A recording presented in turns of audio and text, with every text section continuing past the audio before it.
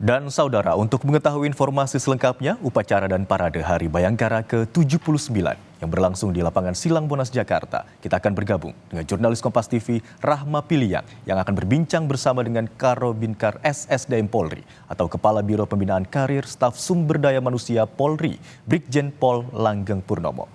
Selamat siang Rahma, silakan dengan laporan Anda.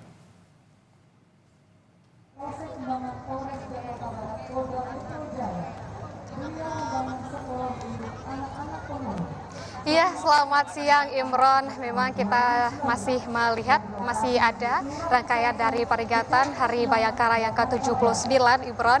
Dan tadi kita juga sudah mendengar bagaimana dengan amanat yang disampaikan oleh Presiden Prabowo Subianto dan juga sambutan atau pidato yang juga disampaikan oleh Kapolri Jenderal Listio Sigit Prabowo. Nah, untuk mengetahui lebih mendalam Imron dan juga saudara bagaimana dengan Hari Bayangkara yang ke-79 ini, temanya seperti apa begitu Imron, dan apa saja yang di-highlight pada Hari Bayangkara ke-79 ini. Saat ini saya sudah bersama dengan Karobincar SSDM Polri bersama dengan Brigjen Pol Langgeng Purnomo. Terima kasih Bapak. Ya, terima kasih. Mau berbincang bersama kami di Kompas TV. Bapak, kita tadi sudah mendengar terkait dengan apa yang disampaikan oleh Bapak Presiden Prabowo Subianto, juga pidato sebentar ini dari Bapak Kapolri begitu. Nah, saya ingin menanyakan terkait dengan tema yang diangkat pada Hari Bayangkara ke-79 ini adalah Polri untuk masyarakat. Mungkin bisa diterjemahkan Bapak kepada kita, ini aksi nyata Polri dalam setahun terakhir ini terkhususnya pada pelayanan publik dan pendekatan humanisnya seperti apa Bapak? Polri untuk masyarakat merupakan spirit, jiwa, semangat, nilai juang, yaitu Rasta Swakotama, abdi utama daripada nusa dan bangsa, dan juga untuk melaksanakan perintah penekanan Bapak Presiden agar Polri hadir di tengah masyarakat. Kehadiran Polri di tengah masyarakat yaitu menjalankan tugas pokok Polri untuk mewujudkan Harkam Tipmas. Kemudian Polri terus bergerak konsisten, melindungi, mengayomi, dan melayani masyarakat dengan ikhlas. Kemudian dalam penegakan hukum demikian juga terus bergerak menegakkan hukum dengan jujur adil, yang merupakan dari jiwa atau wujud berbakti kepada nusa dan bangsa dengan penuh ketakwaan terhadap Tuhan Yang Maha Esa. Kemudian demikian juga dalam pelayanan sesuai dengan harapan dari masyarakat. Baik, berarti Polri dia terus mendekat kepada masyarakat, mengayomi masyarakat begitu Bapak? Terus hadir bersama masyarakat, berinteraksi dengan santun tentunya. Kemudian menjalin silaturahmi, dan juga Polri terus memberi dengan ikhlas melalui bakti kepada masyarakat. Baik Bapak, tadi kita juga mendengar dari yang disampaikan oleh Bapak Presiden Prabowo Subianto tadi dengan Asta Cita, dan ini juga terus disampaikan oleh Bapak Kapolri begitu ya Pak ya, adalah ketahanan pangan, swasembada pangan, dan juga makan bergizi gratis. Nah, dari Polri sendiri Bapak, bagaimana kontribusi nyata yang sudah dilakukan Polri untuk mendukung poin-poin tersebut Pak? Untuk mendukung Asta Cita Bapak Presiden, Bapak Kapolri ya terkait dengan ketahanan pangan, yaitu membuat organisasi temporer diberi nama Gugus Tugas Polri mendukung ketahanan pangan sejak bulan Oktober tahun 2024. Kemudian Gugus Tugas Polri mendukung ketahanan pangan merupakan wujud yaitu dalam mendukung terwujudnya swasembada pangan ya. Kemudian dilakukan untuk bersama-sama atau bagian dari subsistem manajemen nasional, leading sektornya yaitu Kementerian Pertanian. Polri melalui sumber daya organisasi yang dimiliki mulai dari tingkat Mabes Polri, tingkat Polda, tingkat Polsek, bahkan desa, yaitu menjalankan 4 program. Program pertama yaitu pekarangan pangan bergizi, yaitu dengan target tahap 1 atau 6 bulan di semester pertama, satu desa satu kecamatan, satu desa percontohan. Dengan target yaitu swasembada pangan desa tersebut terpenuhi, atau kebutuhan pangan desa tersebut terpenuhi. Kemudian juga target untuk memenuhi bahan baku makan bergizi gratis. Kemudian program kedua yaitu pemanfaatan lahan produktif, yaitu untuk mendukung terwujudnya swasembada jagung.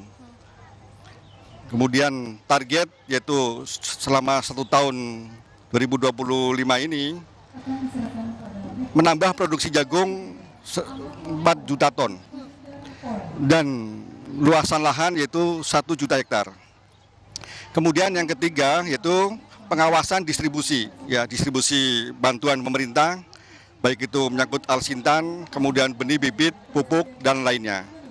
Dan juga program 4, rekrutmen bintara kompetensi khusus, termasuk perwira kompetensi khusus, yaitu untuk mendukung makan bergizi gratis dan juga untuk mendukung ketahanan pangan.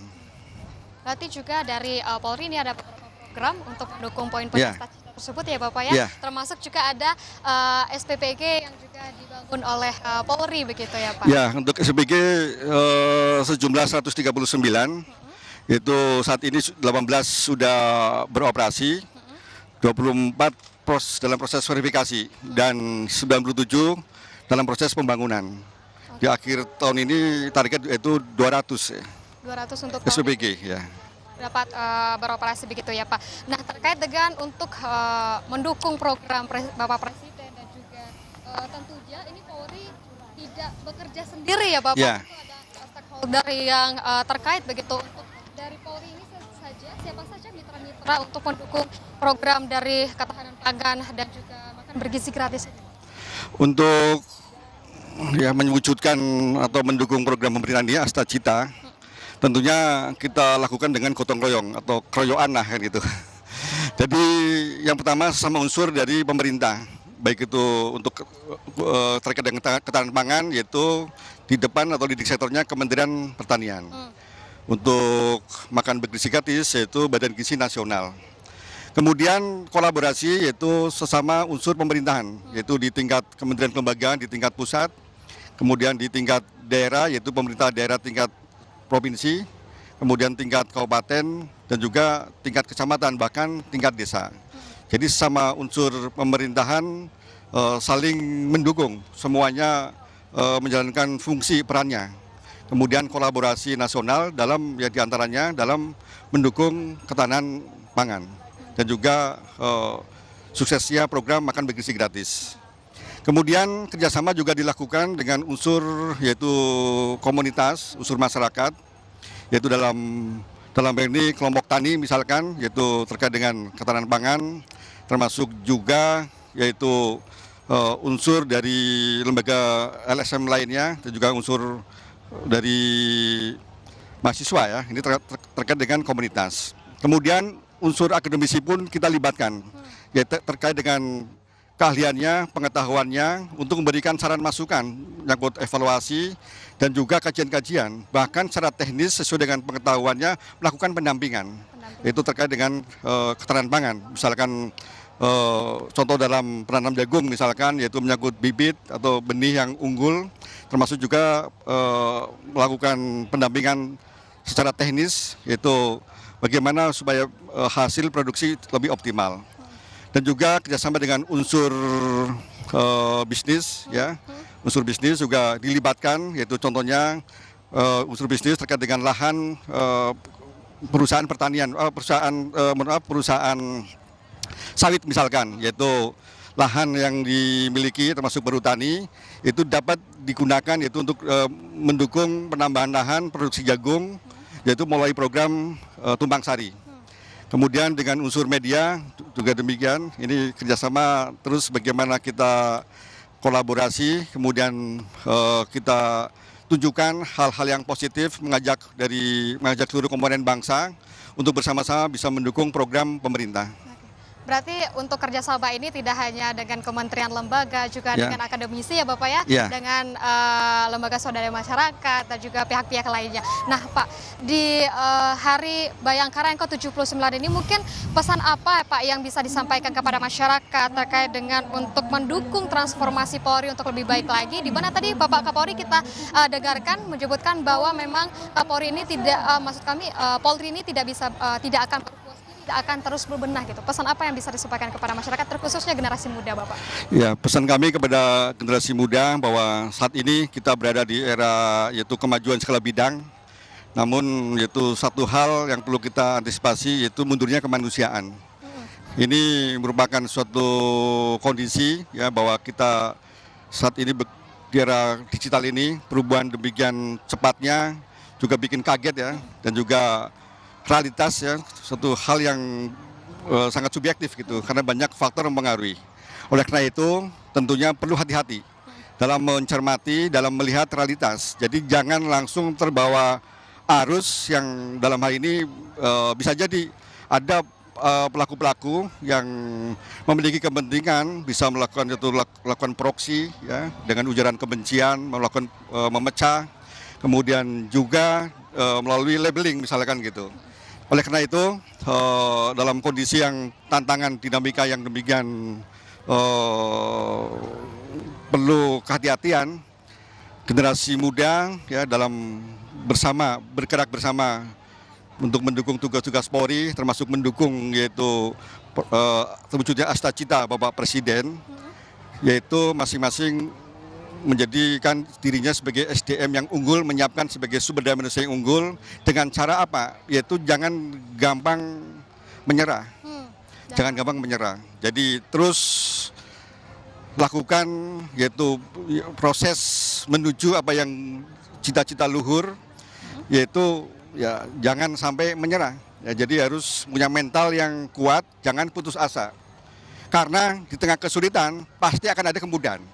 Karena kompetensi ini terbentuk ya ketika kita belajar pengetahuan tidak cukup, harus dipraktekkan. Ketika praktek itulah kita akan menemukan kesulitan.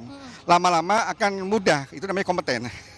Begitu. Jadi generasi sekarang ini terus punya cita-cita luhur, punya satu ide-ide, langsung saja jangan ditunda.